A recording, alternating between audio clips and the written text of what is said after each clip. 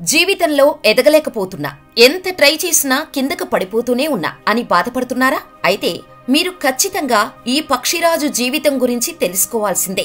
అది నిజంగా ప్రతి ఒక్కరికి పాఠం. బాగా బతికి చెడితే గద్ద జీవితమే ఒక భగవద్గీత, బద్ధకం ఉంటే గద్ద జీవితమే ఒక బైబిల్, నేను ఒంటరి, నేను ఏమీ చేయలేను అనుకుంటే గద్ద జీవితమే ఒక ఖురాన్, నా రాత ఇంతే మారదు, నా కర్మ ఇంతే, నేను ఏమీ చేయలేను అనుకుంటే మాత్రం మీరు ఈ గద్ద జీవితం గురించి తప్పకుండా తెలుసుకోవాల్సిన అవసరం ఉంది. పక్షుల్లో గద్ద ఒక ప్రత్యేకమైన పక్షి.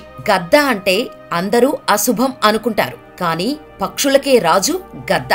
దీని జీవితం గురించి చాలా మందికి తెలియదు. మిగతా పక్షుల కంటే గద్ద జీవితం చాలా భిన్నంగా ఉంటుంది. గద్ద తన దృష్టికి ఉన్న శక్తితో మేఘాలపై నుంచి కూడా భూమిపై తన లక్ష్యాన్ని చూడగలదు. అంతటి శక్తి గద్ద చూపుకు ఉంటుంది. వివిధ రకాల ఆకారాల్లో చాలా చురుకుగా గద్ద ఆకాశంలో ఎగురుతుంది. అయితే గద్ద గురించి మనం చెప్పుకోవాల్సిన మరో ముఖ్యమైన విషయం కూడా ఉంది. అదే గద్ద పునర్జన్మ. గద్దకు పునర్జన్మ ఏంట్రా అనుకుంటున్నారా? గద్ద పునర్జన్మ గురించి తెలుసుకోవాలంటే గద్ద జన్మ రహస్యం గురించి తెలుసుకోవాల్సిందే. నీరు, నింగి, నేల, ఎక్కడైనా సాటి లేని వేట గద్దదే. ఈ ప్రపంచంలో తెలివికి ఇంకొకరితో పోటీ లేనిది గద్ద. ఉరుములు మెరుపులతో వర్షం వస్తుంటే సమస్త జంతువులు, పక్షులు ఎక్కడో ఒక చోట దాక్కొని తలదాచుకుంటాయి. కాని గద్ద మాత్రం ఆకాశానికి ఎదురు వెళ్లి ఉరుములు మెరుపులను దాటుకొని ఆకాశం పైన నిలబడుతుంది. గద్ద దాదాపు 70 ఏళ్లు జీవిస్తుంది. అయితే 40 ఏళ్లకే గోళ్లు బాగా పెరిగిపోయి కాళ్లలోకి వంపు తిరిగి తనకే గుచ్చుకుంటాయి.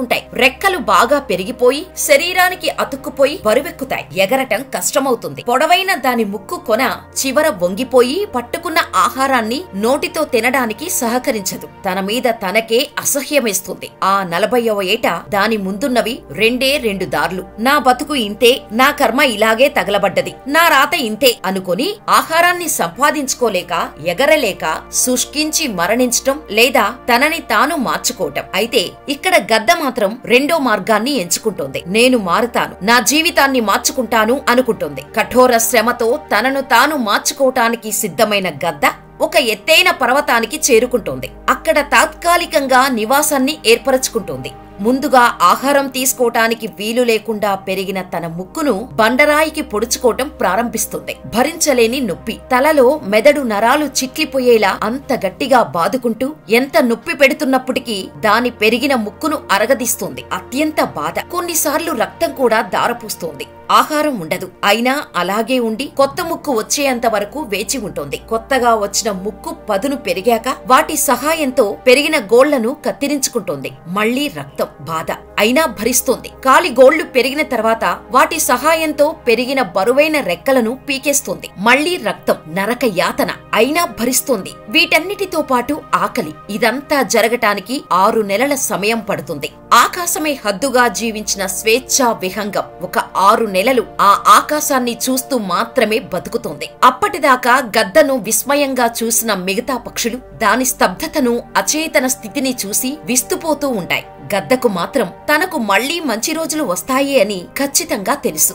ఎవరు ఏమనుకున్నా మౌనంగా ఉంటుంది కొన్ని నెలలు. ఆ విధంగా ఉండి 6 నెలలు కఠోర సాధన చేసి మళ్లీ కొత్త ముక్కు, కొత్త గోళ్లు, మంచి రెక్కలు సాధించుకొని పునర్జన్మను సాధించుకొని ఇంకో 30 ఏళ్లు మళ్లీ రాజులాగా బతుకుతూ నీరు, నింగి, నేలలో తన ఆధిపత్యాన్ని చూపిస్తూ హాయిగా బతుకుతుంది. ఒక పక్షి సాధన చేసి తన జీవితాన్మాన్ని మార్చుకోగా లేనిది మనిషి మార్చుకోలేడా? పడిన మనిషి మళ్లీ లేవలేడా? సాధన, ఓపిక ఉంటే మనిషి తనని తాను మార్చుకోవచ్చు. దానికి ఈ గద్ద కథే నిదర్శనం.